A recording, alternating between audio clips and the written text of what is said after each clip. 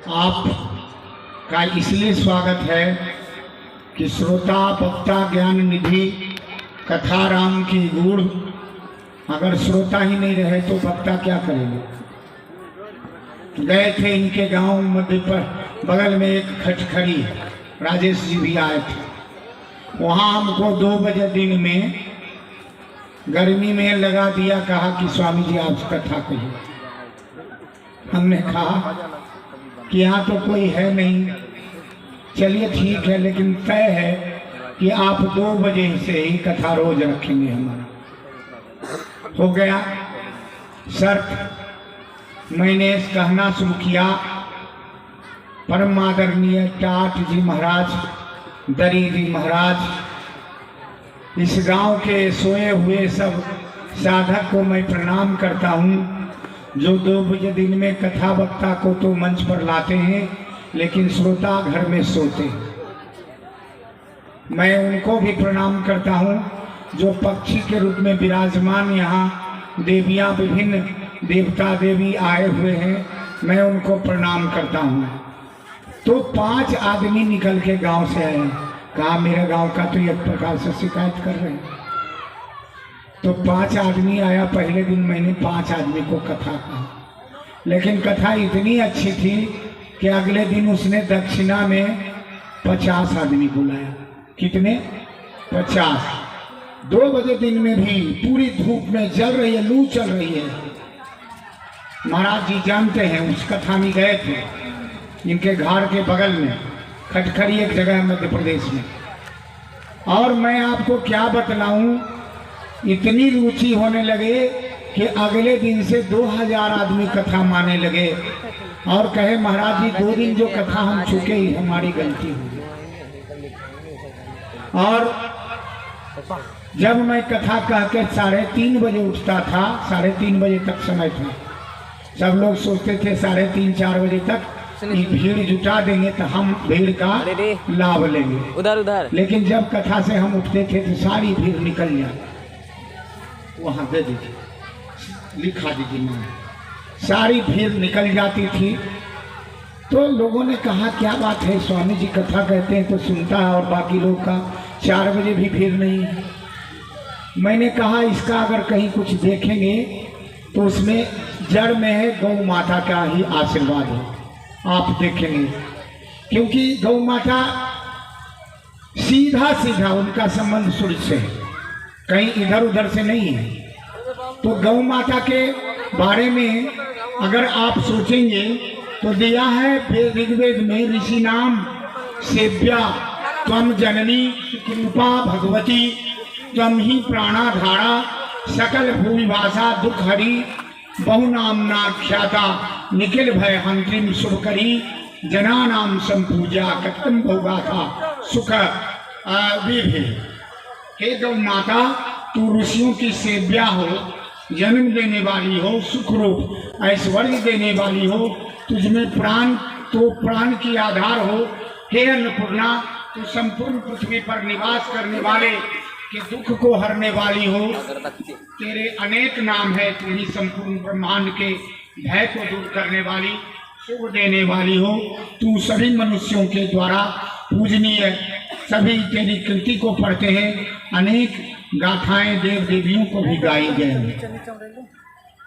कहा कि एक बार कहा कृष्ण को खोजना है तो कहाँ खोजेंगे, कहाँ मिलेंगे। आप वृंदावन जाएं और कृष्ण को खोजें तो कहाँ मिलेंगे। पता चला, कहा ममाग्रतः गावो ममाग्रतः संतु, जिसके आगे में भी गाय है, गावो संतु पृष्ठतः, जिसके पीछे में भी गाय है। समझे? कहा गाय को अगर खोजना है तो भगवान के आगे पीछे दाएं बाएं सभी जगह गागों में सर्वथा संतु गवाम मध्य बथाम। हम लोग भगवान को कहाँ खोज रहे हैं? मंदिर में। भगवान है कहाँ? कहा गाय के बीच में, गाय आगे गाय पीछे, गाय दाएं गाय बीच में, और उस बीच में भगवान गाय को खोज रहे हैं। अगर कृष्ण को खोजना है कहीं तो गाय के बीच में खोजना पड़ेगा। कहाँ खोजना पड़ेगा? गाय के बीच में खोजना पड़ेगा। एक बार राधा से भगवान कृष्ण ने कहा, संसार के कष्ट को दूर करने के लिए कोई ऐसा उपाय बताओ राधे जिससे संसार का कष्ट दूर हो जाए। संसार बड़ी व्यथित है और जिसमें जाति पाति धर्म का बंधन न हो। ये कार्य कर्मकांड करेंगे तो पंडित जी करेंगे, दूसरा नहीं करेगा। ये काम करेंगे तो क्षत्रिय करेगा, दूसरा नहीं करेगा। तो राधे पूरी ध्यान में निमग्न हो गई और वात्सल्यमयी मूर्ति होकर के स्वयं गाय के रूप में प्रकट हो गई। तो गाय के रूप में जो प्रकट हुई कौन है? राधे, है ना। कहा राधा गाय के रूप में प्रकट हो गई। जब वात्सल्य उसने उनके शरीर से उमड़ा तो उनके गाय के रूप में प्रकट हो गई। आपको मैं बतलाऊं, एक भैंस मर गई, उसका बछड़ा जीवित रहा। हमारी गाय दूध नहीं देती थी, लेकिन पता चला कि उसका बछड़ा दूध पीने के लिए वात्सल्य उतना उमड़ा कि उसका दूध निकलने लगा अपने आप और उस बछड़े को पिलाने लगी। तो मेरी गैया इतनी परमार्थ में जो भैंस के बछड़े को भी पिलाती है और इतनी वात्सल्य मूर्ति है कि अगर आप एक बार उनको कह दें अपनी मन की भावों को, दुखों को, हमारे पास लोग जा रहे हैं लेकिन हम एक बात कहते हैं कि आपके दुख को तो मैं गौ माता को कहूँगा, परंतु गौ माता कोई कागज का टुकड़ा नहीं। छठ व्रत होता है। छठ व्रत में कोई बता दें कि व्रत करने का क्या लाभ मिलता है, किसी माताओं से पूछिए तो बड़े हर्ष से बताएंगे कि छठ व्रत में तुरंत फल मिलता है ना। कोई गलती करता है तो गलती कर जाता है तो दंड भी मिलता है। इसका मतलब है सूर्य में सारी शक्तियां विराजमान है और उसी सूर्य की, समझे, उसी सूर्य की बहन है गाय। कौन है? बहन। माता रुद्राणाम स्वसादित्याणाम। कहा कि उस सूर्य के उपासना के लिए जितना आप कठोर व्रत करती हैं, माता बिना व्रत किए केवल 7 परिक्रमा करके कान में कहने से और उनके चरण की धूलि लगाने से, यह जो रेख है ना कपार पर, विधाता ने लिखा है, यह रेख नहीं लेख है। ये क्या है? लेख है। और इस लेख को कोई अगर मिटा सकती है तो गौ माता। केवल उनके पैर की धूलि लगा लीजिए, गौ माता रेख को मिटा सकती है।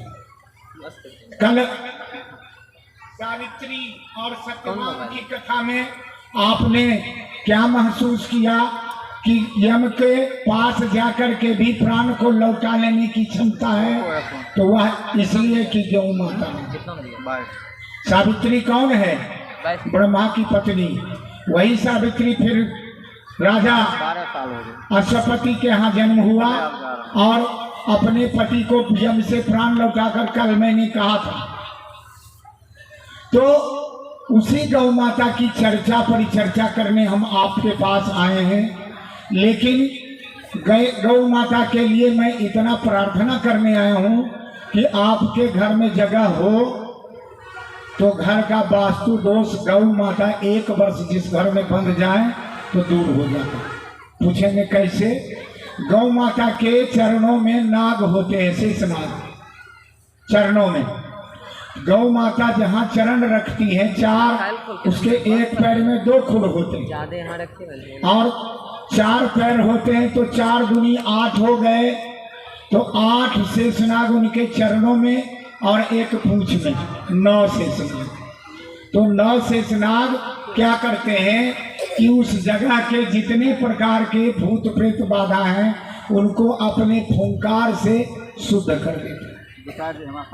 कोई प्राणी मरने के करीब हो, प्राण कंठगत हो तो बुलाते हैं पंडित जी को और कहते हैं गौदान कर दीजिए।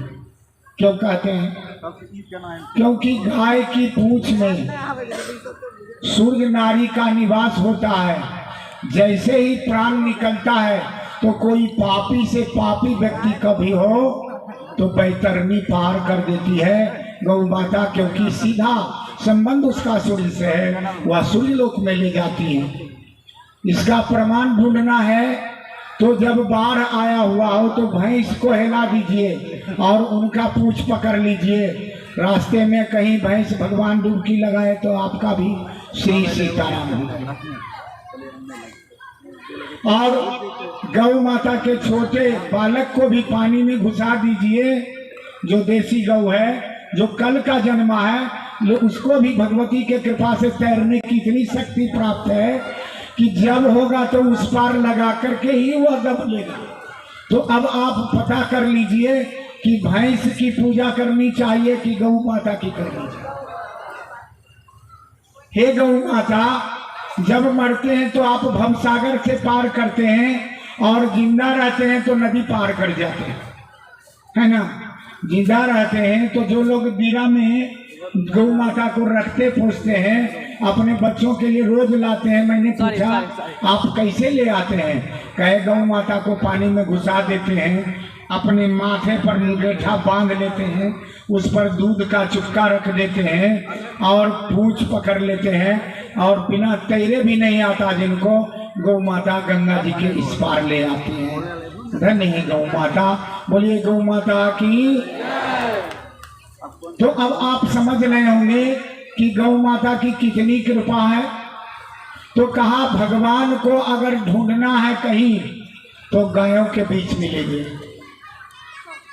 तुम पूछते हो कन्हैया कहाँ है, वो तो गाय चराते मिलेंगे, दूसरा चीज चराते।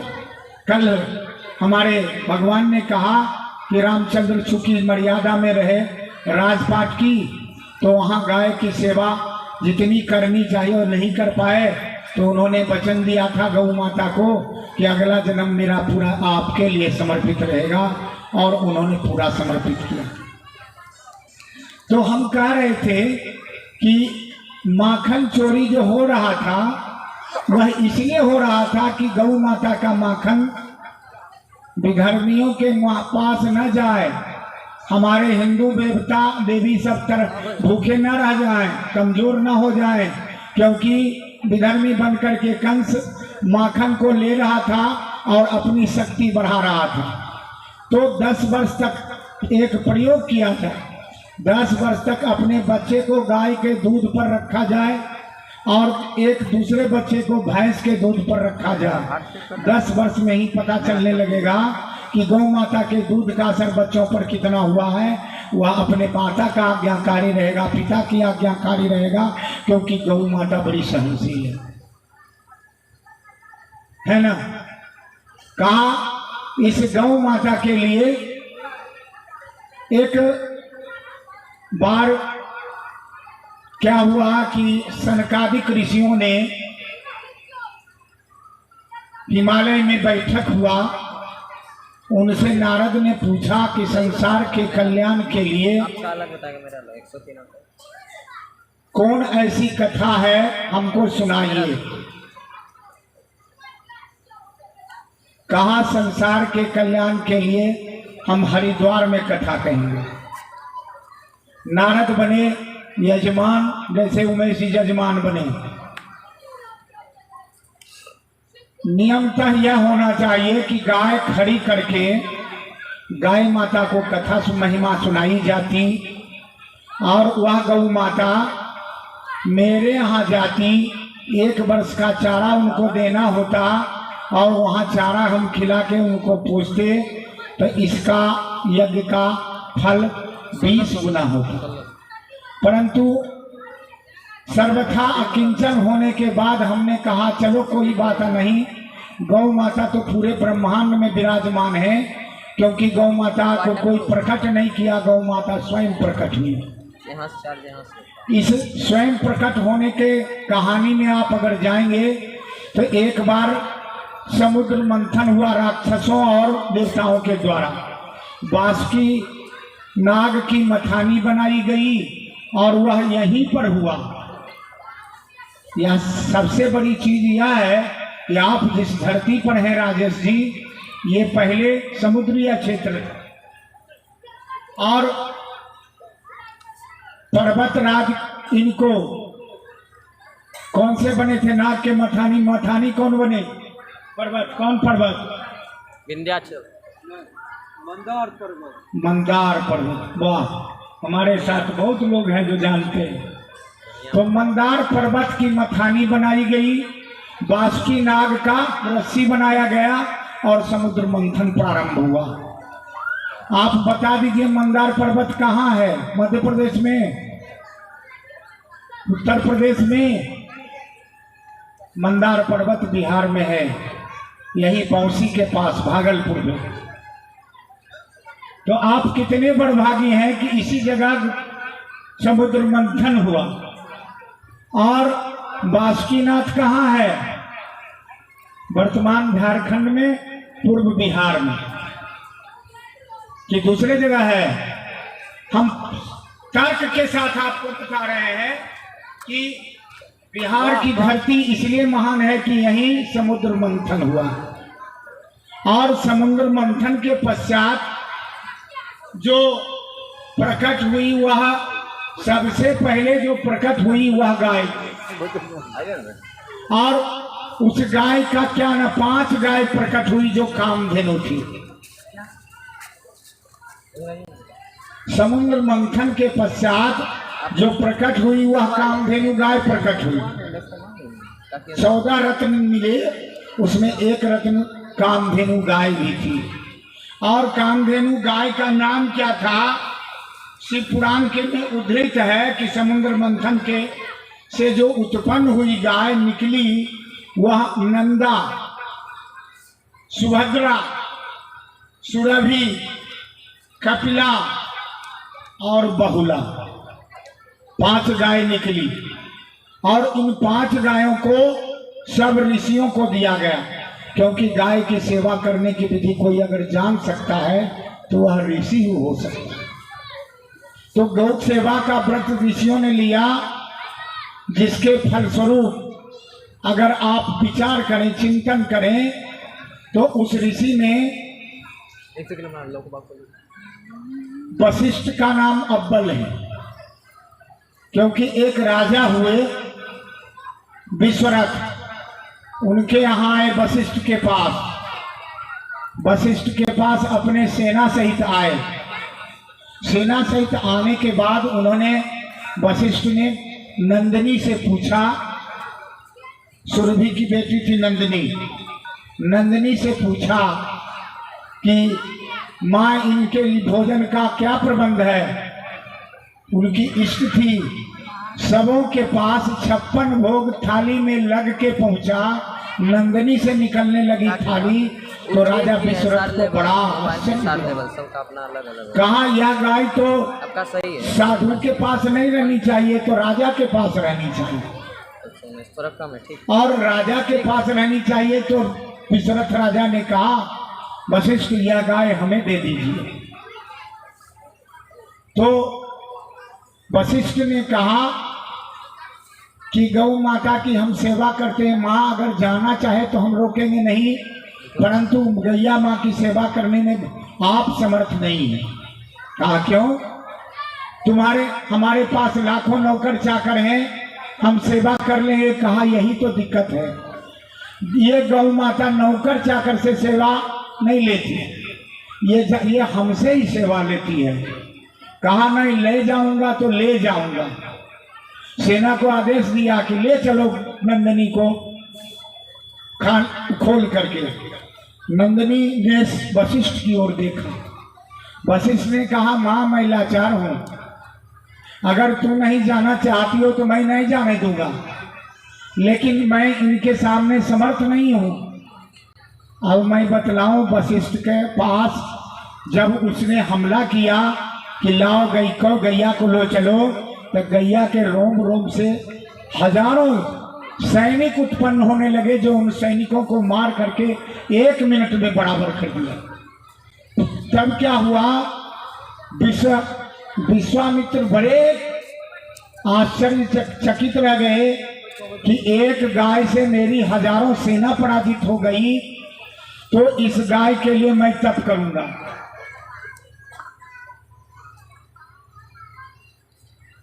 तो अब आप सोचे, चिंतन करें कि उस गाय से क्या नहीं मिल सकता है। तो सनकादिक ऋषियों ने जब कहा कि हे महाराज, हमें कोई कथा सुनाइए, तो हरिद्वार में नारद बने यजमान। सनकादिक ऋषियों ने कथा सुनाई। कहा एक तुंगभद्रा नदी के तट पर एक आत्मदेव नाम के ब्राह्मण रहते थे, और आत्मदेव के जो थे बड़े सुख सौरभ सब कुछ था, वैभव था, पैसे थे, क्योंकि वह बड़े सदाचारी थे, लोगों को कथा सुनाते थे, और कथा सुन करके लोग प्रसन्न होते थे, तो उनको विपुल दान किया करते थे, जिससे उनकी धन में कोई माने कमी नहीं थी। लेकिन उनकी पत्नी का नाम धुंधली था। पत्नी का नाम धुंधली। धुंधली दिन रात आत्मदेव के विपरीत थी। जैसा ही आत्मदेव सदाचारी, तो ये दिन रात अपनी हैंड पेंट लगाने में, कभी साबुन कभी सेंट, बाल झाड़ने में व्यस्त रहती, सूटेड बूटेड कोटेड होने में व्यस्त रहती, और टू पीस पहनने में विश्वास रखती। आत्मदेव समझाते कि अरे क्या करती हो, जीवन इसलिए नहीं मिला है कि इसी तरह बर्बाद कर दो, लेकिन उन पर कोई असर नहीं होता। अगर बोलते तो और झगड़ा करती, पड़ोसियों से झगड़ा करती, पड़ोसी भी परेशान रहते। बहुत दिन पश्चात धुंधली ने आत्मदेव को गाली गलौज किया कि तुम तो इतने हेले हो कि तुमसे कोई संतान नहीं हो सकती। आत्मदेव को बात लग गई। पहुंचे जंगल। जंगल में जब भी कोई आदमी दुखी होता है तो महात्मा ही उसका समाधान करता है। क्यों? क्योंकि समाधान का सूत्र महात्मा के पास नहीं होता, गौ माता के पास होती। महात्मा गौ माता से कहता, गौ माता उसकी सेवा करती और उससे समाधान व्यवस्था हो जाती। देखिए, एक बात आपको बता दें, ज्ञान अगर आपको मांगना है तो अभी गूगल से भी मिल जाएगा। गूगल पर सर्च कीजिए, हजारों ज्ञान की पोटलियाँ। परंतु गूगल ज्ञान तो दे सकता है, लेकिन गूगल आपको सत्संग नहीं दे सकता। कहिएगा कैसे? हजारों डॉक्टर बन सकते हैं, लेकिन वो डॉक्टर अगर किडनी निकालने का काम करे तो ज्ञान का क्या उपयोग है? पढ़ा लिखा इंजीनियर बम बना करके अगर समाज को परेशान करे तो उस ज्ञान का क्या उपयोग है? कहा ज्ञान का उपयोग तभी होता है जब हम समाज के लिए कोई अच्छा काम करें। जैसे गौ कथा करावें, गाय माँ की सेवा करें। तो हमने कह रहे थे कि अगर एक एक व्यक्ति गाय लेने में समर्थ ना हो, तो हम कहते हैं जो व्यक्ति समर्थ हैं और जिनके पास गाय सेवा का कोई व्रत करना चाहते हैं, हाथ उठाइए। कितना लोग चाहते हैं कि गाय की सेवा करें? हमको कब दुख हुआ कि हम बहुत गरीब हैं, गाय नहीं रख सकते। तो जो लोग अमीर हैं वो अगर गाय नहीं रख सकते, तो कम से कम जो गरीब हैं उनको गाय खरीद के दे दीजिए, और थोड़ा थोड़ा सभी आदमी उसको भूसा चारा देते रहिए, और उससे कह दीजिए कि हम तुमसे कुछ लेंगे नहीं, गाहे बेगाहे कभी कभी थोड़ा दूध लेंगे, थोड़ा खीर लेंगे, थोड़ा क्या कहते हैं गोमूत्र लेंगे। तो इस प्रकार से अगर आप चिंतन करेंगे, विचार करेंगे, तब समाज जुटेगा। क्योंकि गौ माता, कल ही हम बोले कि 33 कोटि के देवता उनके शरीर में रहते हैं, तो उसका साफ संदेश है कि हम लोग एक संगठन बनाएं, हम लोग एक संगठन तैयार करें। तो मंझौल में कितने लोग हैं जो गाय देने के लिए तैयार हैं, जो पोसने वाले हैं उनको अपना पैसा से खरीद के? हाथ उठाइए। एक भी व्यक्ति नहीं। अरे ये पैसा चला जाएगा, आज दान पर भी बोलेंगे पैसा चला जाएगा, लेकिन अगर गौदान करके यदि कोई गाय पालना चाहता है तो उसको दे दीजिए, सामर्थ्य है उसको। आप बीच बीच में गोमूत्र गोबर ही लेकर के आप कृत होते रहिएगा, आपका कल्याण होता रहेगा। खैर जो भी है, बात भटक जाएगी, इसलिए आत्मदेव पर ही आते हैं। आत्मदेव ने कहा जाके, गुरुदेव मेरी स्थिति यही है कि मुझे संतान नहीं। कहा उदास हो, कहा संतान नहीं है। संतति के बिना जीवन अच्छा नहीं माना जाता। घर में सब लोग हमें मखौल करता है। आत्मदेव को एक गाय है और एक धुंधली है, दोनों में किसी को संतान नहीं है। गाय को भी नहीं और धुंधली को भी, बड़े दुखी हैं। और गुरुदेव ने कहा, सुनो, राजा चित्ररथ की तरफ संतान हमेशा कष्टदायी होता है। क्यों संतान के चक्कर में पड़े हो? संसार से संन्यास ले लो और यहीं भगवान का जप करो। भगवान के जप में निमग्न हो जाते हैं। के लिए कहते हैं आपको तो पुत्र नहीं है, विवाह नहीं किए, तो आपको संसार के गृहस्थी का क्या पता है? गृहस्थ ही गृहस्थ का कष्ट जानेगा। आप तो सन्यासी हैं, आपको पुत्र नहीं देना है तो अलग बात है, परंतु मैं पुत्र के बिना नहीं रह सकता, क्योंकि हमें हमारी धुंधली ने हमको उलाहना दिया कि अरे तुम तो इतने हिजड़े हो कि तेरे से कोई संतान भी नहीं हो सकता। जब सन्यासी ने समझा कि अब ये जाएगा नहीं, तो उन्होंने कहा, लो यह फल मैं तुम्हें देता हूँ, जाके खिला देना अपनी पत्नी को और तुम्हें 1 वर्ष के अंदर संतान हो जाएगा। आत्मदेव लेके आए बड़े खुशी से, धुंधली को बुलाया, कहा धुंधली, कहा हाँ तुम हमको उलाहना देती हो, हमको एक सन्यासी बाबा ने फल दिया है, खा लेना, तुम्हें संतान हो जाएगा। धुंधली बोली, ये साधु लोग भी बड़े पागल होते हैं। बड़ा हम फल खाएंगे तो हमें जब संता गर्भवती होंगे तो हमारा शरीर खराब हो जाएगा, मेरा पेट ऊंचा हो जाएगा, मैं ठीक से चल भी नहीं पाऊंगी। अगर इसी बीच कहीं अग्नि का कांड हो गया, चोर का कांड हो गया, तो मैं घर में ही मर जाऊंगी जल करके। हमको कौन बचाएगा? क्योंकि इससे पैर जब भारी रहेगा मैं भाग भी नहीं पाऊंगा। क्या करना है? जिंदगी ऐश से जियो, बिंदास होकर जियो। ये आत्मदेव भी बड़े पागल हैं। धुंधली ने उस फल को ले जाके चुपचाप गाय को खिला दिया। अपने उसकी बहन आई, बहन से भी पूछी थी, बहन ने कहा बहन बड़ी गरीब, धुंधली बड़ी अमीर। बहन ने कहा बहन हमको पैसे की कमी, तुमको पुत्र की कमी, गर्भवती मैं हूँ ही, मैं जब संतान पैदा करूंगी तो तुमको दे दूंगी।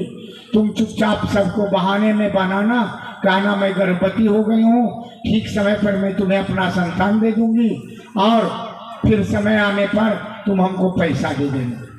दोनों में गुप्त समझौता हुआ, बात आई गई, खत्म हो गई। 9वें महीने पश्चात आत्मदेव के यहाँ गौ माता ने एक पुत्र दिया। वह पुत्र क्या था? तो एकदम जन्मा तो साक्षात देवता ही था, मनुष्य की तरह था, और उसके कान केवल गौ माता के कान के तरह थे। इसीलिए ज्योतिषियों ने आकर के उसका नाम गोकर्ण रखा। क्या रखा? गोकर्ण, यानी कान से जो जन्म हुआ, कान के जैसा गाय जिसका हो वो गोकर्ण है। अर्थात गौ माता से आत्मदेव को पुत्र हुआ, बड़े खुश हुए। इधर धुंधली ने झूठ मूठ का बहाना लगाया कि हमको भी पुत्र होने वाला है। बहन को फोन किया, बहन पुत्र लेकर आ गई और धुंधली को कहा कि तुम ले लो और कहना कि हमको भी पुत्र हुआ, उसको भी पुत्र हुआ। ज्योतिषियों के द्वारा जब उनका नामांकन होने के बारी आई, कहा ज्योतिषी हमारा नाम नहीं रखेगा। कहा कौन रखेगा? कहा इसका नाम मैं रखूंगी। कहा कौन? क्या रखोगी? तो यह चूंकि धुंधली का पुत्र है इसलिए इसका नाम धुंधकारी होगा। क्या नाम होगा? धुंधकारी।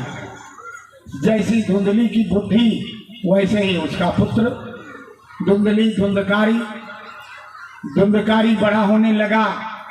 धुंधली ने कहा कि यद्यपि मैं पुत्र जन्म किया हूँ तथापि मेरे छाती में दूध नहीं है तो मैं बहन को पिला लेता हूँ।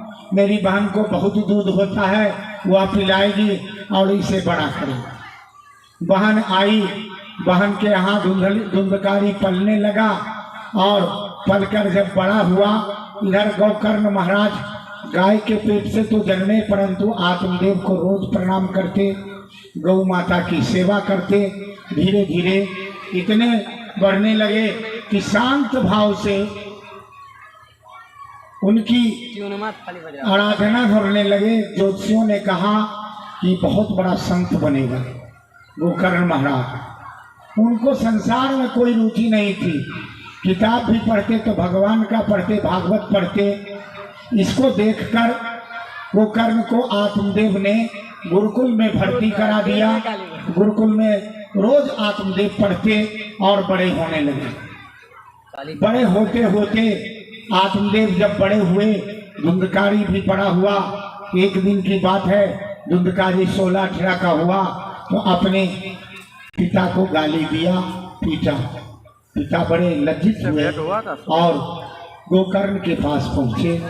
गोकर्ण को कहा कि हमको धुंधकारी मारता है, मेरी बचाओ, मुझे रक्षा करो। गोकर्ण जब सुना, कहा कि भैया पिताजी संसार माया है, क्यों आप इस फंदे में पड़े हैं? ये हमारा है, ये हमारा है, छोड़ दीजिए। यह धन जिसका है लगेगा, धुंधली और धुंधकारी माता जी को जो उचित बुझाएगा करेंगे। यह करके गोकर्ण और वो दोनों तीर्थ यात्रा के लिए निकल गए। इधर जब पिता चले गए तो धुंधकारी उधम मचाने लगा, माता को गाली देता, कहता पैसा दो, मैं जुआ खेलूंगा, मैं नशा करूंगा। कुछ दिन तक माता देती रही, पिता तो चले ही गए थे। एक दिन धुंधली को भी उसने, उसके संगति खराब हो गए, धुंधली को भी पीटा और पीट करके कुएं में डाल दिया। धुंधली मर गई और मर करके प्रेत बन गई।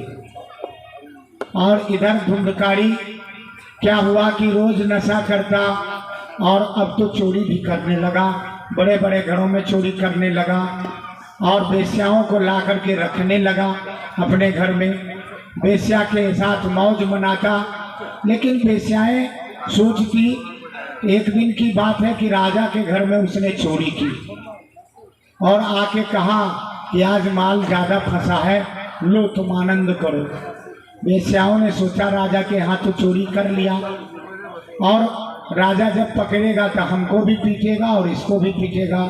तो 2-3 वेश्याओं ने मिलकर उसे जहर दे दिया और जहर दे करके जब उसकी मृत्यु हुई उसे कुएं में डाल दिया, घर के कुएं में। धुंधकारी प्रेत बन गया, धुंधकारी प्रेत बन गया। महाराज श्रीमद् भागवत में ये प्रसंग है कि वह उत्पात मचाता वहाँ के अगल बगल के लोगों को, कभी घोड़ा बन के दिखाता, कभी हाथी बन के दिखाता, डराता। इधर गोकर्ण भगवान सभी तीर्थों की यात्रा करके गया पहुँचे। वहाँ कोई गांव के सज्जन मिले, उन्होंने कहा कि तुम्हारे पिता और माता दोनों काल कवलित हो गए। गोकर्ण ने कहा जब पिता माता दोनों काल कवलित हो गए, उनकी कोई श्राद्ध कर्म किया नहीं, तो मैं गया आ ही गया हूँ तो श्राद्ध कर्म कर दूँ। उन्होंने दोनों का श्राद्ध कर्म कर दिया। गया से श्राद्ध कर्म करके जब घर लौटे तो घर में आने के पश्चात पहले दिन सोचे कहाँ दूसरे जगह रुकेंगे, अपने घर में रुकते हैं। पहले ही दिन एक अदृश्य आकृति उन्हें डराने लगी। रात में कभी भैंसा बन जाता, कभी भेड़ बन जाता, लेकिन गोकर्ण डरे नहीं। एक बात आपको बता देते हैं, गोकर्ण इसलिए नहीं डरे क्योंकि गौ के पुत्र थे। गाय जहाँ होती है वहाँ उनके शरीर से गुंगुल की सुगंध निकलती है और गुंगुल से भूत प्रेत बाधा भाग जाते हैं।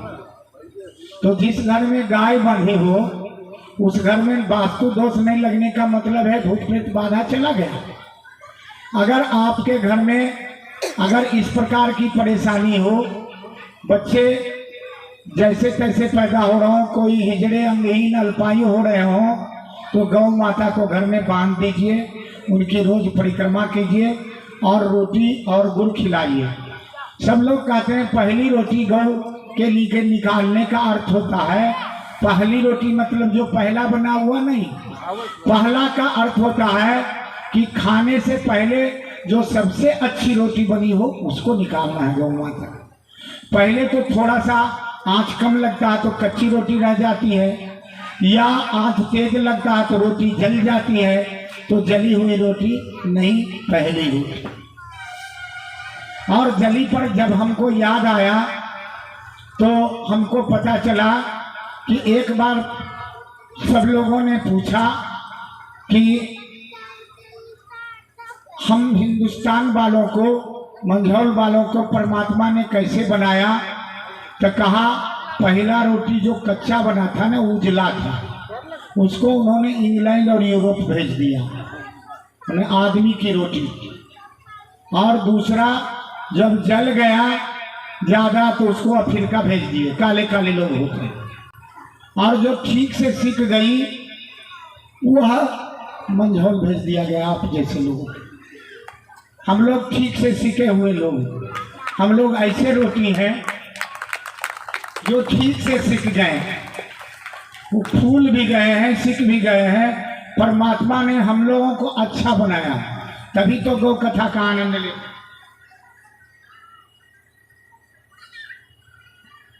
तो हम कह रहे थे कि पहली रोटी, लोग हमसे पूछते हैं कि बाबा पहली रोटी का चर्चा परिचर्चा है, तो हम एक बात कहते हैं कि पहली रोटी नहीं, जो सबसे अच्छी रोटी, और उस अच्छी रोटी में पहला जो निकाला जाए गौ माता को खिलाया जाए। अब एक बात कहते हैं कि हमारे भगवान ठाकुर जी को रखे हैं और उनको रोज सुबह शाम भोग लगाते कि नहीं, लेकिन ठाकुर जी भी तब खुश हो जाते हैं जब पहले कोई गोग्रास निकाल के उनको भोग लगाता, और गोग्रास जब लग जाता तो ठाकुर जी स्वयं खा लेते हैं, क्योंकि गायों के बीच ठाकुर जी ही रहते हैं, है ना। तो पहली रोटी का अर्थ आप समझ गए होंगे। अगर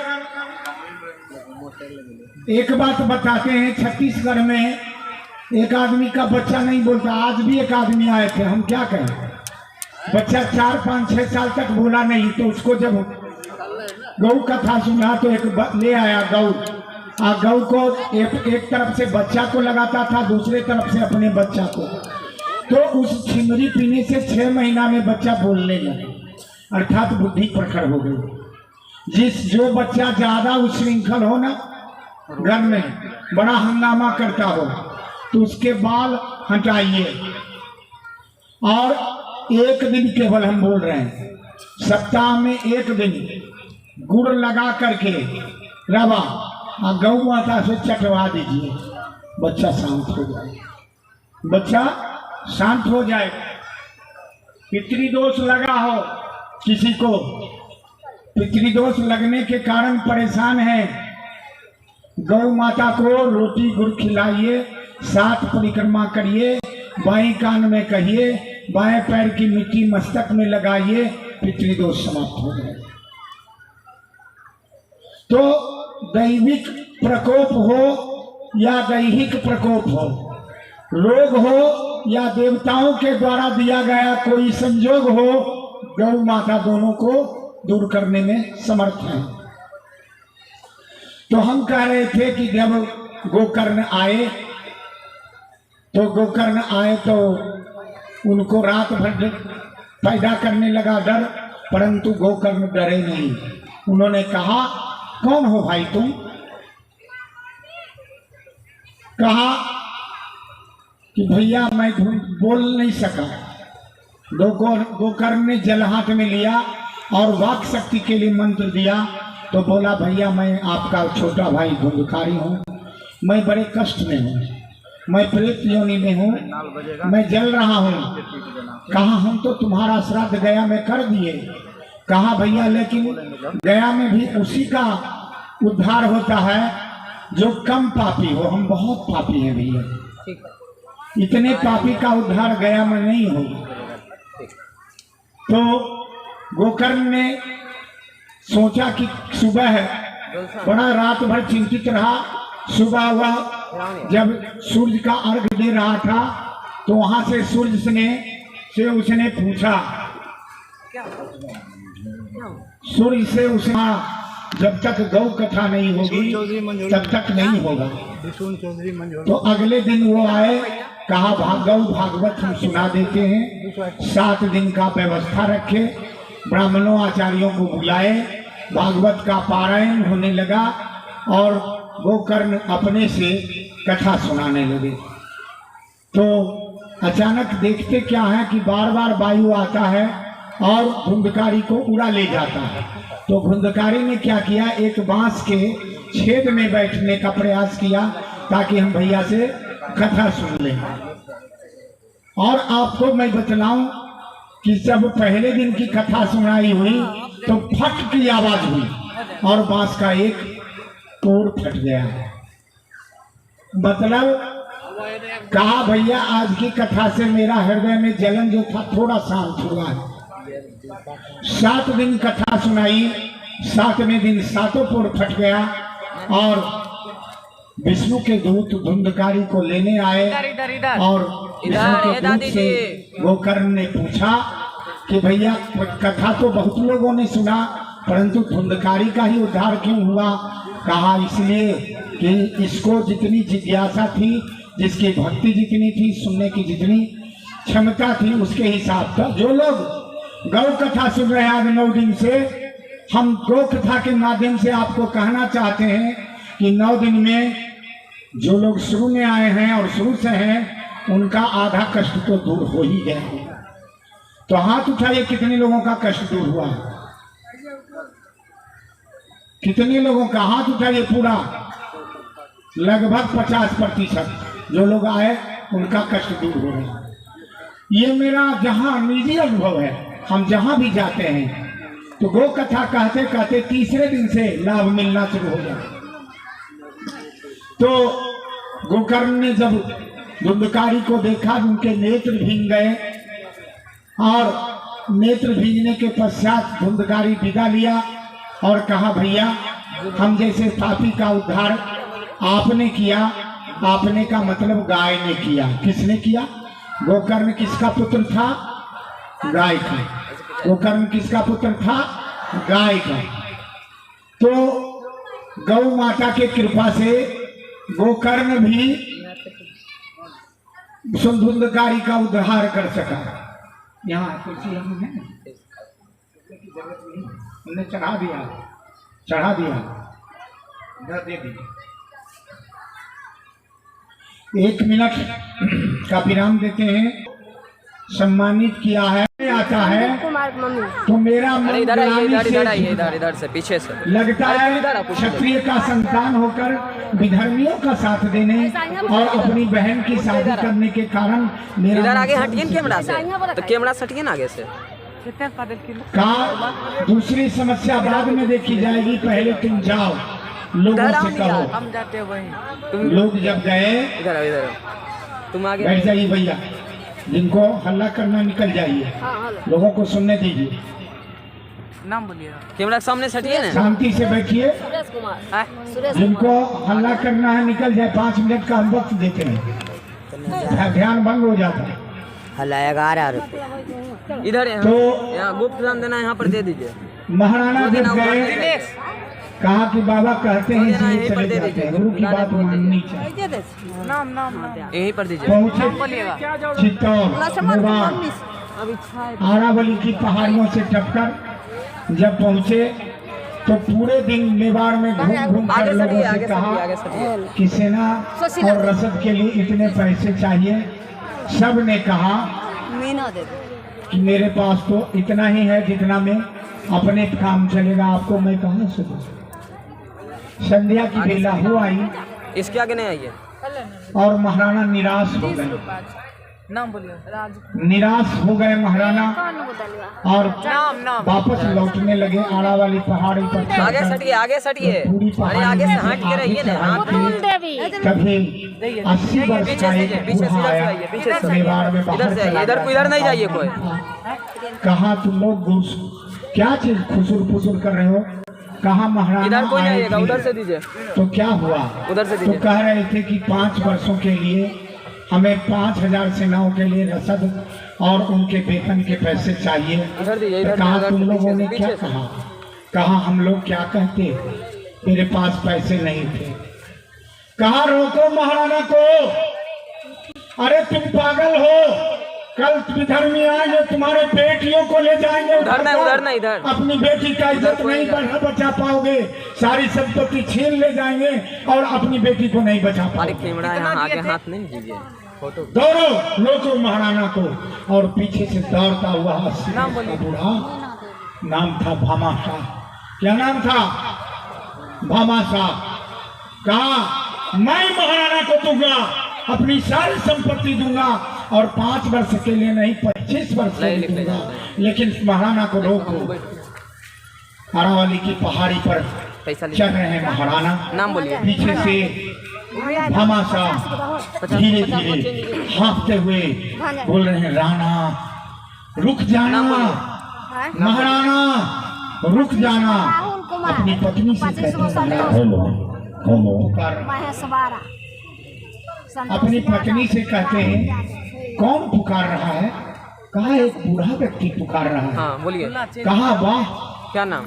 हम तो चले आए, बूढ़ा कौन है, क्या कर चाहते। श्री कपिल देव यादव कुतनपुर। कहा महाराणा 101 लिखिए। रुक जा। जब हाँफते हाँफते भामाशाह वहाँ पहुँचे और भामाशाह ने कहा उधर नहीं जाइए, इसलिए उधर नहीं जाइए। महाराणा आपको इधर कितनी आइए। संपत्ति चाहिए। हाँ, बोलिए। इसके गर्मियों से बचने के लिए कहा 5000 नाम बोलिए। सैनिकों के लिए रसद, पानी, भोजन और वेतन।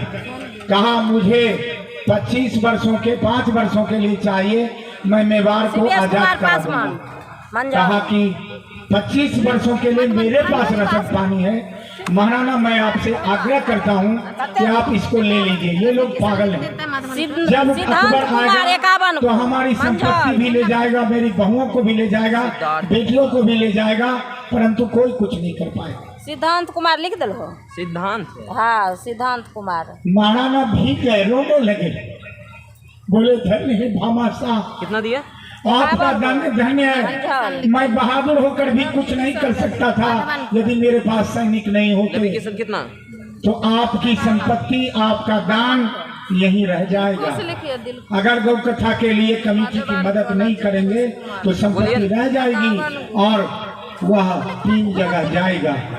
डॉक्टर के यहाँ जाएगा, उतना नहीं लिखे, नाम वकील के यहाँ जाएगा और दारोगा जी के यहाँ। जय समझ गए। लेकिन अगर गौ कथा के माध्यम से देंगे तो वो 3 जगह जाने से बच जाएगा। धन्य है भामाशाह जिसने महाराणा की इज्जत रखी। तो मैं उन भामाशाहों को आज भी एक बार तलाश करना चाहता हूँ जो गौ कथा में या गाय दान करके, उन गाय दान करके मंझौल की इज्जत बचा लें। मंगाज पहाड़ से आए, मध्य प्रदेश से, बड़े शर्मिंदगी महसूस हुई। कहे महाराज बिहार में तो एक भी देसी गैया नहीं है, कितनी दुख की बात है। तो आशा है हम चाहेंगे कहके तो आप लोग इसको हमको जो लोग समर्थ होंगे गैया जरूर रखेंगे। हम इसलिए नहीं कह रहे हैं रखने के लिए कि उसका दूध बेचा जाए, इसलिए कह रहे हैं कि उसका भक्ति किया जाए। सुबह उठ करके 33 करोड़ देवता का एक साथ अगर कोई आराधना होगा तो गैया माँ से होगा। सुबह दूध खिलाइए, 7 परिक्रमा कीजिए। आपके यहाँ जो धन चाहिएगा, संतति, धर्म और अर्थ का, धर्म का मोक्ष मिलेगा। अमेरिका में एक प्रयोग हो गया, अमेरिका में एक प्रयोग हो गया इस पर। कहा किस पर, जो दान करता था और जो कम दान करता था और जो नहीं दान करता था। 100 व्यक्ति को लिया गया जो दान करते थे $250 पर मंथ। 100 व्यक्ति को लिया गया जो $150 दान करते थे और 100 व्यक्ति को लिया गया जो दान नहीं करते। और उनके रक्त के नमूने को लिया गया, बोले जाइएगा। तो पता चला कि जो $250 दान करते थे उनका दिन दुगना रात चौगुना धन बढ़ने लगा। $150 वाले का उससे थोड़ा कम, और जो ना दान करते थे दोनों की आय बराबर थी, लेकिन वह रोज बीमार रहते और धन उनका खर्च होता, परेशान रहते। पता चला कि इसका रहस्य क्या है, तो पता चला कि इनके रक्त के नमूने में जो दान करते थे डोपामाइन की अधिक मात्रा पाई गई, और जो दान नहीं करते थे उनके रक्त में एपी न्यूरॉन नामक एक हार्मोन पाया गया, जिससे उनमें ईर्ष्या और द्वेष पैदा हुआ। क्या बंद करें क्या? तो इस दान की अजस्त्र परंपरा चलती रहनी चाहिए, तभी कथा रस की धारा बहती रहती है। तो हम आप विज्ञान ने भी प्रूव कर दिया, जिसने दान किया वो ज्यादा पाया, जिसने दान नहीं किया वह अपना गमाया, पाया नहीं गमाया, पाया नहीं गमाया। नाम बोलिए, नाम बोलिए। दान की इसी परंपरा में एक बार वृत्रासुर नाम का राक्षस पैदा हुआ, स्वर्ग पर अधिकार कर लिया, सारे इंद्र को स्वर्ग से भगा दिया। सारे देवताओं की बैठक हुई, बैठक में निर्णय हुआ कि इस वृत्रासुर को कौन मारेगा। तो सब लोगों ने ध्यान करने के लिए कहा ध्यान। विष्णु भगवान ने कहा ऋषियों देवताओं ध्यान करो। कहा महाराज हमें तो कुछ दूर तक दिखाई नहीं देता। कहा जिसने गौव्रत का पालन किया हो और जिसने पयोव्रत के द्वारा अपने शरीर का सेवन किया हो, दूसरा कुछ लिया नहीं हो, वैसा ही व्यक्ति के हड्डियों से जब शस्त्र बनेगा तब यह मारा जाएगा। लिख देंगे। वृत्रासुर का अर्थ होता है हमारी वृत्तियां। वृत्रासुर का अर्थ होता है हमारी वृत्तियां। हमको इतना हुआ और हो जाए, इतना हुआ और हो जाए, जय हो, यही वृत्रासुर है। तो पता चला कि दधीच नाम के एक ऋषि हैं जो पूरे जीवन में अपनी तपस्या में गाय के अलावा और कुछ भी नहीं लेते, गायों का सेवन करते हैं और गाय का ही भोजन करते हैं, दूध दही घी। बड़ा संकट हुआ क्योंकि इसके पहले इंद्र ने दधीच से युद्ध किया था, तो उनका मन तो जाने का नहीं था, परंतु संसार की रक्षा होनी है इसलिए जाना ही पड़ेगा। इंद्र देवताओं सहित दधीच के पास पहुंचे और दधीच ने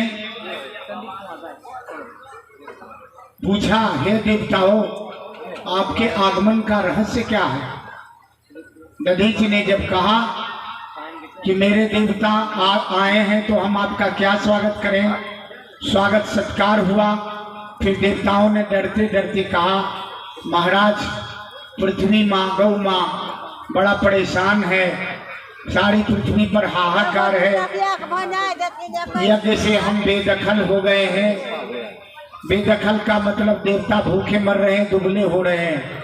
देवता खाते क्या हैं? यज्ञाहुति। यज्ञ करना बंद करवा दिया, यज्ञाहुति नहीं हो रही है, आज घी दूध ही नहीं मिल रहा, देवता पुष्ट कैसे होंगे। तो कहा कि बोलो देवताओं मैं इसमें आपकी क्या सहायता कर सकता हूँ। कहा महाराज हमारी सहायता में लोगों ने कहा कि आपकी अस्थियां चाहिए। पत्नी ने कहा देवताओं तुम कितने नीच हो, जिसके लिए तुम इन पर हमला किया, फिर आज मेरे पति को मारना चाहते हो, मुझे विधवा बनाना चाहते। परंतु दधीच बड़े दयालु थे। उन्होंने कहा कि हे देवताओं, मैं दान करूंगा, दान के द्वारा ही पूरे संसार को मैं लोग सम्मत व्यवस्था पाते हैं, इसलिए मैं दान करूंगा। परंतु यहीं पर जमा कर। कहा कि आप हड्डियां मिलेगी कहाँ से? कहा मुझे मरने का तो दोष हो जाएगा, तो मैं मरूंगा नहीं। एक काम करें, गौ माता को बुला लें, उधर कोई नहीं जाइएगा, मेरे शरीर पर नमक लगा दें। आप समझे? नमक लगाया और उनके चमड़ी को गौ माता नमक के साथ धीरे धीरे चाट कर हड्डियों से अलग की। प्राणायाम से दधीच ने अपने प्राण को सहस्त्रसार में पहुंचाया। समाधि की अवस्था में उनके चमड़ी को हटाया गया और उनकी हड्डियां से वज्र बनाया गया। और वज्र बनाकर देवता लोग जैसे ही वृत्रासुर के पास पहुंचे और प्रहार करना चाहे, वृत्रासुर हाथ जोड़कर खड़ा हो गया। कहा, हे देवताओं, मैं सब कुछ तो सह सकता हूँ, परंतु गौ माता से निकलने वाले प्रकाश को सह नहीं सकता। दधीच चूंकि पूरे जीवन में गौ माता का ही प्रसाद पाते रहे हैं, इसलिए उनके हड्डियों से जो प्रकाश निकल रहा है, उस प्रकाश से मैं स्वयं जल रहा हूँ। इसलिए इस जले हुए अवस्था में आप से मैं निवेदन करता हूँ, मैं स्वर्ग छोड़कर जा रहा हूँ। परंतु देवताओं ने उस पर संधान किया, वृत्रासुर मारा गया और पुनः स्वर्ग पर देवताओं की सत्ता की स्थापना की हुई। तो अगर देवताओं के सत्ता की स्थापना की बारी आए तो कौन कराए? गौ माता। कौन कराई?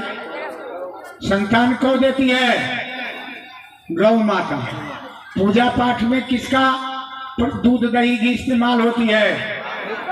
गौ माता। तो सारी व्यवस्था गौ माता करती हैं और हम लोग उनको क्या मान बैठे हैं? सरकार हमारी क्या मान बैठी है? पशु।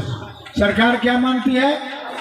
तो राष्ट्र माँ का दर्जा देने के लिए अभी धर्म संसद की बैठक हुई और धर्म संसद की बैठक में नियम पास हुआ और नियम में वहां प्रयाग में जो नियम हुआ उसके बैनर लेके आए हैं हमारे गोभक्त श्री राजेश जी। आप लोग बैनर जरा दिखा दीजिए। धर्म संसद में पास हुआ कि भारत माता को राष्ट्र। बाहर में आगे से दिखाइए, 2 आदमी खड़ा होकर।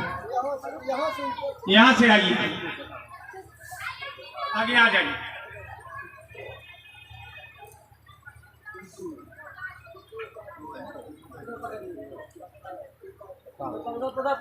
एक आदमी थोड़ा पकड़ के रामचंद्र जी खड़ा हो गए। अच्छा, हो गए। ये धर्म संसद लगा और धर्म संसद में सर्वसम्मति से सारे शंकराचार्य, सारे पीठाधीश्वर ने निर्णय किया कि अब गौ माता को पशु से हटाकर राष्ट्र माँ का दर्जा दिया जाए, राष्ट्र माता का दर्जा दिया जाए। तो बोलिए, गौ माता, राष्ट्र माता, गौ माता, राष्ट्र माता, गौ माता, राष्ट्र माता, गौ माता, राष्ट्र माता,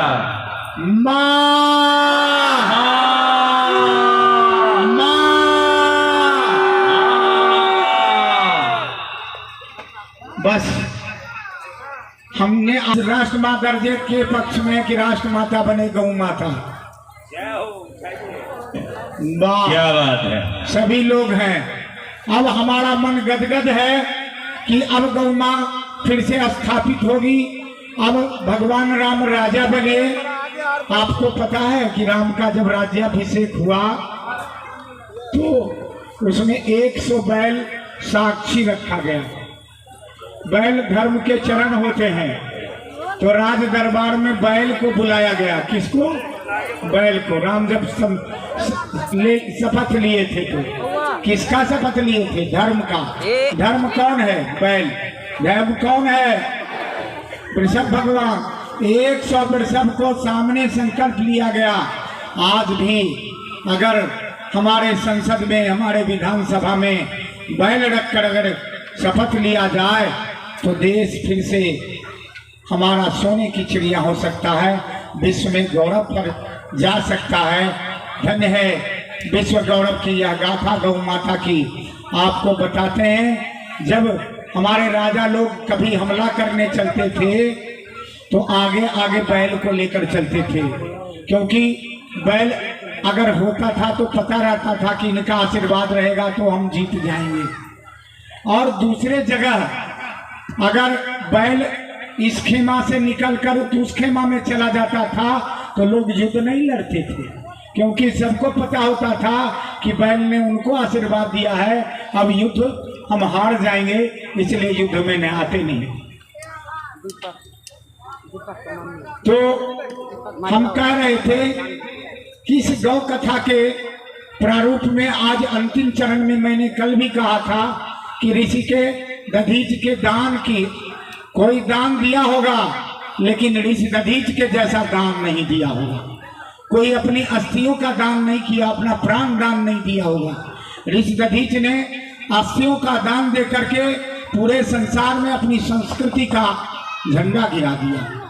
मैंने कहा संस्कृति, प्रकृति और विकृति तीन का परिभाषा आप समझाइए, तो मैं कहूँगा जो गौ पालन करना, गाय के को देखना हमारी प्रकृति है, गाय से को खिलाना मेरी संस्कृति है, और गाय को मार देना हमारी विकृति है।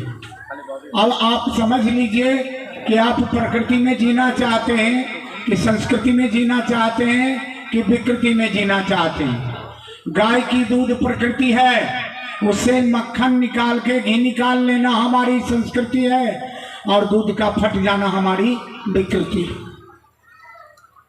कमाना हमारी प्रकृति है, कमा के हम अपने परिवार समाज का पालन करना हमारी संस्कृति है, और कमाकर खुद खाना हमारी विकृति है।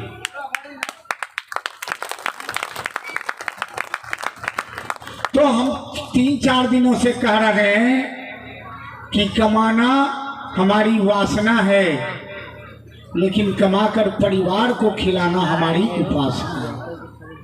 कमाना हमारी वासना है और कमाकर परिवार को खिलाना हमारी उपासना है। तो हम सब लोग उपासना करें, हम लोग गौ उपासना करें कि हम कमाकर खाएं। एक बार भगवान कृष्ण जब गोकुल छोड़ दिए तो बहुत दिन हो गए द्वारिका के शासन सत्ता को संभाले, तो इधर गोपियां जार बेजार रोती हैं, उनके नेत्र निस्दिन बरसत नयन हमारे, कंचु की नहीं सुखतरी सजनी, उर्बिच बहत पनारे, निस्दिन बरसत नयन। कहा कि हम लोग चले पुष्कर तीर्थ। गांव के बुजुर्गों ने कहा, जब गोपियां सुनी, राधा भी उसमें एक थी, तो राधा ने लज्जा के भय से तो कुछ नहीं कहा, लेकिन सोचा मेरा कान्हा तो पुष्कर तीर्थ की तरफ ही है, तो क्यों ना मैं भी अपने ताऊ चाचे को कहूँ कि चाचा ताऊ मुझे भी ले चलो। जब राधा ने कहा, सबने तैयार कर लिया। अब राधा कौन है आप पता कर लें। राधा किसकी बेटी है? वृष भानु की। किसकी? वृष भानु की। वृष मतलब क्या होता है? बैल। वृषभ का मतलब बैल, और भानु का मतलब सूर्य। जिस बैल में, जिस गाय में भानु का, सूर्य का आवाहन हो, तो राधा ने सखियों से कहा, अरे सुनते हैं हमारे गांव के ताऊ चाचा पुष्कर जा रहे हैं, तो हम लोग ऐसा करें, क्यों ना पुष्कर चले चले। सुनते हैं पास में ही द्वारिका है, कान्हा से भी दर्शन हो जाएंगे। जी तरस गया है। हमारा कान्हा से दर्शन के लिए। कहा ठीक है, ठीक कहती हो। गए, कहे ताऊ सुनते हैं आप पुष्कर जा रहे हैं। कहा हाँ, तो हमें भी ले चलिए। कहा चली चलो। भर रास्ते पैदल चलती, कान्हा कान्हा का नाम जपती और पुष्कर तीर्थ तक जाने लगी। 1 दिन बीते, 2 दिन बीते, 3 दिन बीते और धीरे धीरे पुष्कर नजदीक आया। वहाँ पुष्कर तीर्थ में झील में स्नान किया, ब्रह्मा जी से दर्शन किया। गोपियों ने कहा हे प्रभु, अगर आपकी प्रसन्नता मुझ पर है तो कोई ऐसा जुगत भिड़ाओ कि मेरे कान्हा से दर्शन हो जाए। अचानक कान्हा का नाम लेते ही राधा कही कि क्यों नहीं हम लोग राधा के साथ। वहाँ राधा ने अपने ताऊ से रखा समस्या। कहा कि जब हम लोग यहाँ तक आ ही गए हैं तो द्वारिका चल के कान्हा का दर्शन क्यों नहीं कर ले। लोगों ने कहा तो एक प्यारा कृष्ण थे ही। द्वारिका की जब बात आई तो सबों ने कहा चलिए, बड़ा अच्छा विचार है गोपियों का, चलो। जब चलने लगे तो एक तेज सवारी से राधा ने एक घोड़े पर एक भैया को बिठाया। कहा जाके कान्हा से कह देना कि गोकुल से उनके घर परिवार के साथ राधा भी उनके दर्शन को लालायित है। कान्हा ने जब सुना कि राधा आ रही हैं, बड़े उद्विग्न हो गए। कहा नौकर चाकरों को बुलाकर कि अरे बीथियों को सजाओ, गलियों को सजाओ, राजमार्गों को सजाओ, आज मेरी राधा आ रही है। सारे बीथियों को सजाया जाने लगा, गवाक्षों को सजाया जाने लगा, गलियों को सजाया जाने लगा। रुक्मिणी ने कहा कि अरे क्या बात है कान्हा, कौन बात है। कहा कि अरे राधा आ रही है। तो राधा कौन सा वाइस प्रेसिडेंट या प्रेसिडेंट है, राष्ट्रपति है जो आ रही है। इतनी व्यग्रता है, बीथियों को सजाया जा रहा है, गलियों को सजाया जा रहा है। भला राधा में ऐसा क्या है। बड़ा रुक्मिणी को रस हुआ, जलन हुआ कि मैं इनकी पत्नी हूं, कभी मेरे लिए इनका इतना व्यवस्था नहीं हुआ। और राधा का नाम क्या सुन रहे हैं, बावला हो गए। कृष्ण अपने से ज्यादा कर देख रहे हैं। कहाँ की सड़कें सजी है, वहां बिजली लगी है कि नहीं, झालर लगे कि नहीं, बत्ती लगे कि नहीं। पागल हो गए हैं कृष्ण। लगता है दिन रात केवल राधा और राधा। रुक्मिणी छूट गई और राधा ही रह गई। पहली बार प्रियतमा का दर्शन होने जा रहा है। राधा आई। जब 1 दिन रह गए तो कृष्ण सोए तक नहीं। उन्होंने अपने अनुचरों को कह दिया जैसे ही राधा द्वारिका प्रवेश करे तो तुम हमको सूचना देना। राधा जैसे ही द्वारिका प्रवेश की, कृष्ण को सूचना मिली। और सूचना जब मिली तो कृष्ण खाली पांव दौड़े आए। वहां के राजा हैं कृष्ण, चाहते रथ से आ सकते हैं, परंतु रथ रखा है, परंतु कृष्ण दौड़े आए गलियों में और राधा से मिले। राधा क्या मिले, दोनों एकाकार हो गए मिलकर। यह भी होश नहीं है कि बंझौल के लोग क्या कहेंगे कि कृष्ण बाबरा हो गए। आप रो रहे हैं, कृष्ण, राधिका रो रही है। दोनों एक दूसरे से ऐसे मिले कि लगा कि कोई समय का भान नहीं है, सारी मर्यादाएं भूल गए और कहे कि राधा। यह भी कैसे नहीं कह सकी राधा की क्या करें, दोनों रो रहे हैं। सारे गोकुल छूट गए और राधा, केवल राधा रह गई और राधा कृष्णमयी हो गए, कृष्ण राधामयी हो गए। अभी अगर कोई मिल जाए चौराहे पे तो आप कहेंगे इसका कैरेक्टर ढीला हो गया, नहीं कहेंगे? जय। लेकिन राधा और कृष्ण मिले तो क्या कह रहे हैं, रास लीला हो रही है ना। तो कृष्ण को जब घंटों उस स्थिति में रहे और रुक्मिणी देख रही है, रस्क से जल रही है, जल भुन रही है, कहा मैं तो सोचती थी कि क्यों पागल हो गए हैं कृष्ण, तो उसकी सुंदरता देख के रुक्मिणी भी लजा गई कि वाह वृषभान दुलारी इतनी अच्छी है, तभी तो मेरा कान्हा मुझको छोड़कर राधा में समा गया है। और इतने रोए कि भगवान की भी कब वस्त्र भींग गए, राधा की भी वस्त्र भींग गए। और दोनों का वस्त्र क्या भींगे, दोनों के बीच जो झीना पर्दा था वो भी समाप्त हो गया। जल्दी से होश आया, राधा को लेकर बैठे, अपने रथ पर ले चले द्वारिका घुमाने। और राधा को कहते हैं, राधा ये पीठियां हैं द्वारिका की, कैसी लग रही है? ये गवाक्ष हैं, ये राजमार्ग हैं, ये गलियां हैं, देखो राधा मैंने तेरे लिए सजाया है। आज अगर कोई कृष्ण बन करके ऐसा माहौल में करने लगे, डंडा की बौछार होने लगे कि गलिया में राधा कृष्ण बहुत बना हुआ, और चलो जेल का व्यवस्था।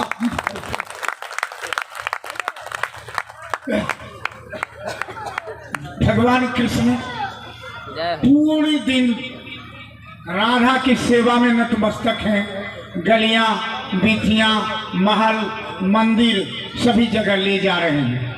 सब होश खो दिए हैं, बेहोश हो गए हैं। संध्या की बेला हो आई, राधा ने कहा कृष्ण क्या कुछ भोजन नहीं जिमाओगे? तब उनको याद आया कि राधा भूखी भी होगी।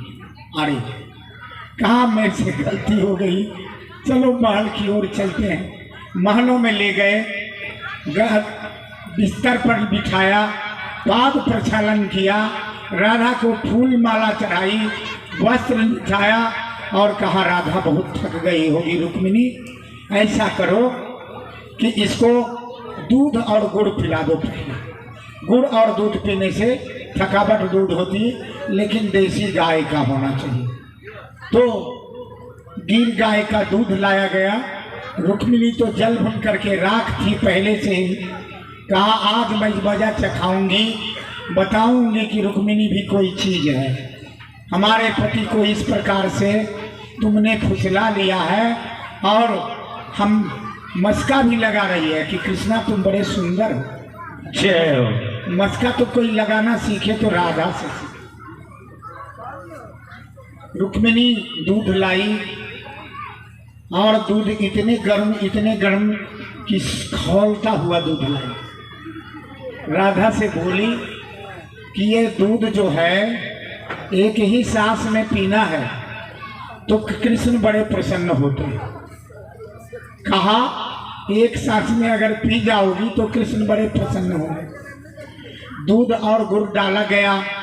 राधा ने कहा ऐसा कहा तो मेरा लल्ला प्रसन्न हो जाएगा मेरे ऊपर। कहा तो दूध इतना गर्म कि मुंह में फोले पड़ जाएं। राधा ने उस फोले की परवाह नहीं की, और पूरा दूध एक ही सांस में निकल गई। धन्य है राधा। बोलिए राधा मैया की जय हो। उसके पश्चात सुबह उठकर राधा उठी, उसी प्रकार से जैसे रोज उठती है, आराम से कृष्ण को प्रणाम किया, कृष्ण के चरण वंदना की, उसके बाद बैठी। संध्या की बेला जब आई तो भगवान भगवती अम्बा जगदम्बा रुक्मिणी अम्बा वहाँ भगवान की सेवा में उपस्थित होते हैं। भगवान रोज रुक्मिणी से चरण चंपी करवाते हैं, चरणों में कुसुम का तेल लगवाते हैं। उस कुसुम के तेल को लेकर जैसे ही माँ रुक्मिणी उपस्थित होती हैं, और तलवे में लगाती हैं। यह क्या? भगवान कृष्ण का तलवा जला हुआ फूला पड़ा। कहा कृष्ण, कहा कान्हा, हाँ आपके तलवे में फूले पड़ गए? कहा हाँ, राधा के हृदय में मेरे चरण निवास करते हैं। जय हो। तुमने मेरे दूध को गर्म पिलाया राधा को, और उसके हृदय पर जो दूध जाके लगा तो मेरे चरण जल गए। तब रुक्मिणी को पता चला कि राधा वासना की नहीं, कृष्ण की उपासना है। जय हो जय हो। राधा वासना नहीं, कृष्ण की उपासना है। और कृष्ण राधा की वासना नहीं, उपासना है। उपासना। अगर वासना होता तो भगवान श्री माँ राधा के हृदय में कृष्ण का चेहरा होता, लेकिन उपासना है। राधा के हृदय में कृष्ण के चरण हैं। तो राधामयी कृष्ण और कृष्णमयी राधा का इस कहानी का अभिप्राय यह है कि जो लोग समझते हैं कि राधा के साथ कृष्ण का वासनात्मक संबंध था, उनके लिए यह कथा बतलाती है कि राधा और कृष्ण का उपासनात्मक संबंध। जय हो जय हो।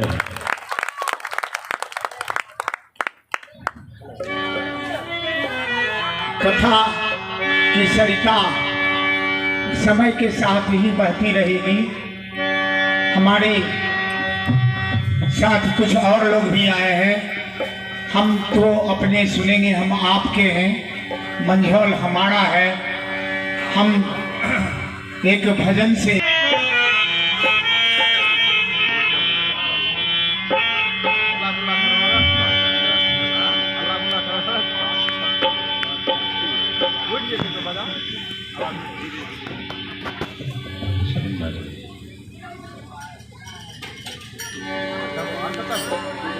जय।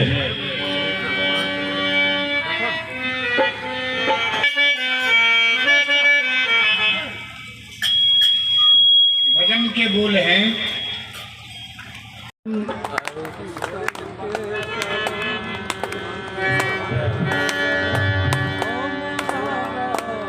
कौन कहते हैं भगवान आते नहीं, कौन कहते हैं भगवान आते नहीं, भक्त मीरा के जैसे बुलाते नहीं, भक्त मीरा के जैसे बुलाते नहीं। हम लोग बजाएंगे लेकिन आज अंतिम दिन है। स्वागत इतना हो भगवान का कि हमारा हृदय गौ माता के प्रेम से गदगद हो जाए। आप लोग आज का विराम है। अच्युतम केशवम कृष्ण दामोदरम कृष्ण दामोदरम राम नारायणम जानकी वल्लभम। हे राम नारायणम जानकी वल्लभम। कौन कहते हैं भगवान आते नहीं, कौन कहते हैं भगवान आते नहीं, कौन मीरा के जैसे बुलाते नहीं। अच्युतम केशवम कृष्ण दामोदरम कृष्ण दामोदरम राम नारायणम जानकी वल्लभम। हे राम नारायणम जानकी वल्लभम। एक माइक दिया जाए भाई, इनको थोड़ा पीछे से सपोर्ट करेंगे।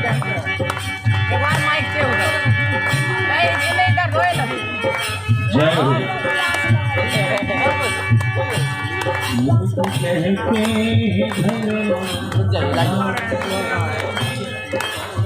जय हो।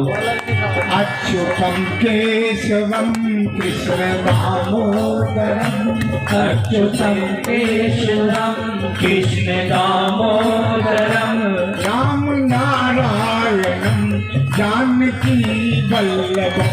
हे राम नारायणम जानकी वल्लभम।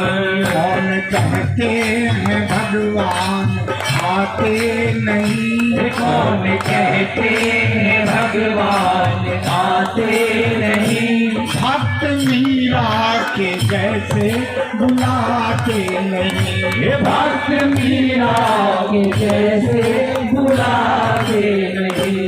कौन कहते हैं भगवान आते नहीं।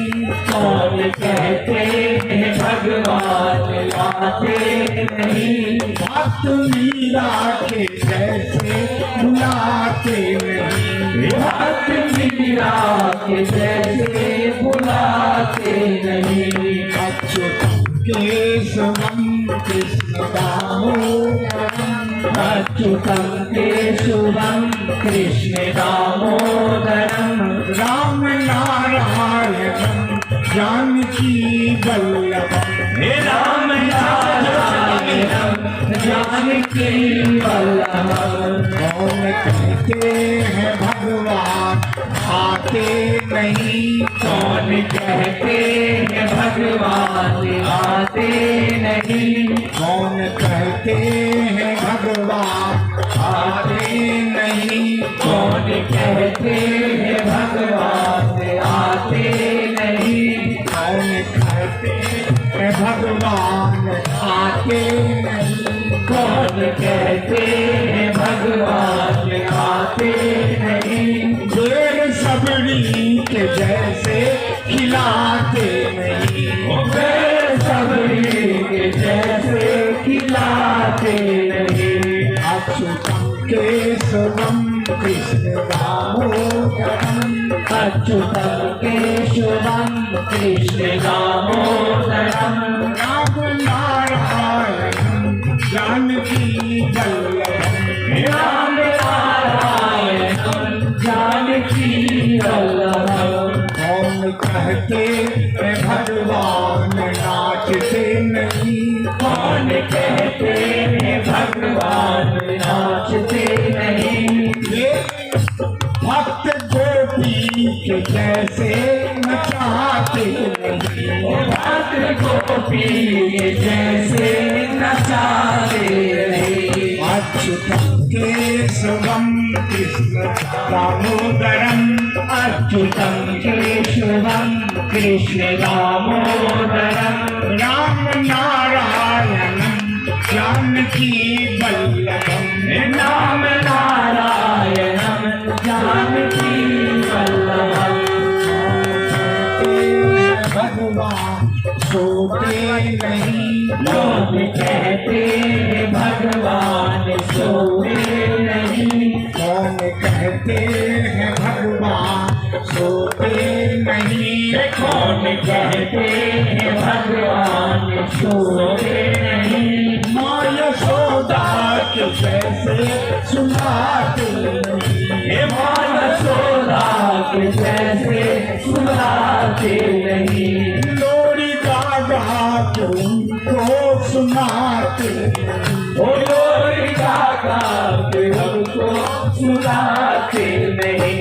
कौन कहते हैं भगवान सोते नहीं। कौन कहते हैं भगवान सोते नहीं। माँ यशोदा के जैसे सुनाते नहीं। हे माँ यशोदा के जैसे सुनाते नहीं। अच्युतम केशवम कृष्ण दामोदरम। अच्युतम केशवम कृष्ण दामोदरम। राम नारायणम जानकी वल्लभम। राम नारायणम जानकी वल्लभम। अच्युतम केशवम कृष्ण दामोदरम। केशवम कृष्ण दामोदरम। राम नारायण जानकी वल्लभम।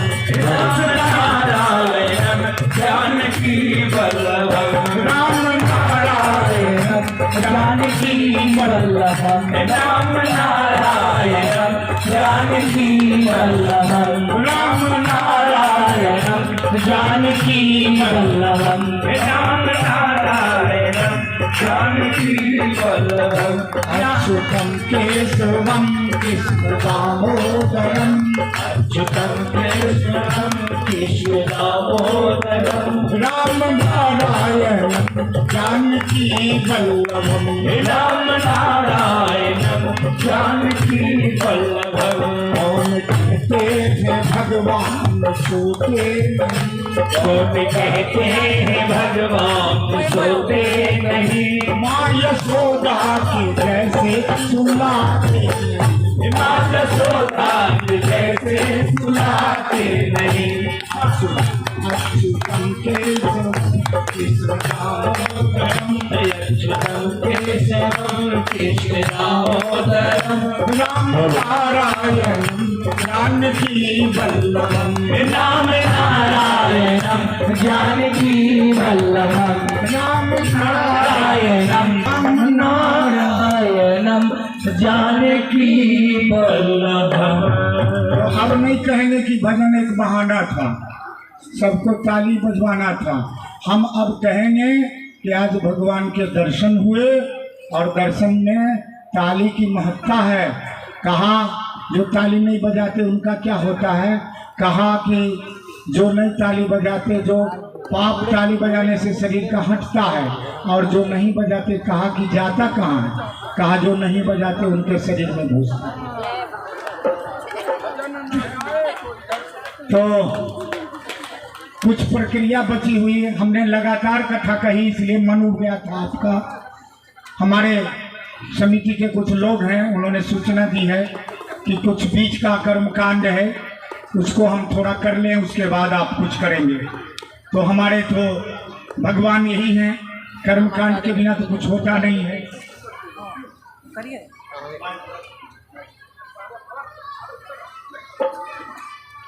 ये वाला पेज देना था।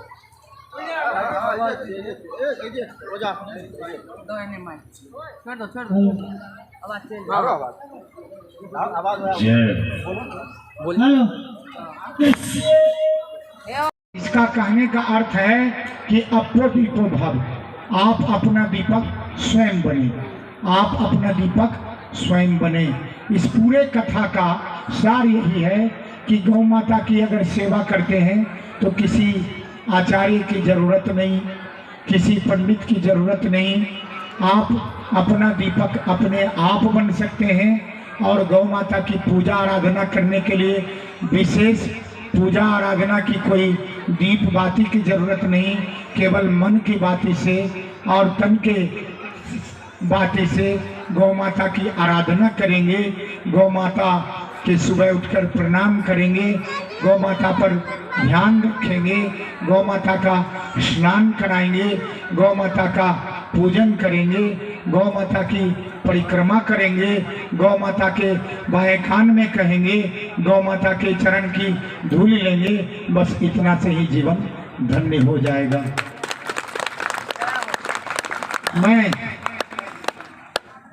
कहना तो बहुत कुछ चाहता हूँ, मगर सच में पचधर आ पहुँचा, मधुगंध भरा मधुमास गया, दूर हुए सौमित्र जीवन से, जनजीवन से विश्वास गया, कि भांति से मेरे दिल की भी व्यथा है, उसको मैं निकलने नहीं देना चाहता हूँ। लेकिन आपके मन के लिए मैं इतना जरूर कह के जाऊँगा कि अब मैं इस कथा को विराम की ओर ले चलता हूँ, क्योंकि मेरे पास अभी और भी महर्षि हैं, कुछ बैठे हैं, बोलेंगे।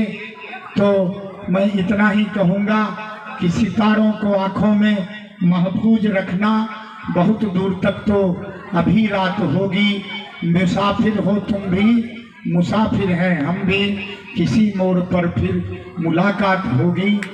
ओम पूर्णमदः पूर्णमिदं पूर्णात् पूर्णमुदच्यते पूर्णस्य पूर्णमादाय पूर्णमेवावशिष्यते। ओम शांति शांति शांति। समय मिलेगा तो योग का भी क्रिया कराएंगे, लेकिन सबसे पहले हम गौ सेवक राजेश जी से कहेंगे, जो उनको श्रद्धा हो, भाव हो, भजन हो, वह अपनी सेवा अब आपको देंगे। हरिओम तत्सत, हरिओम तत्सत, हरिओम।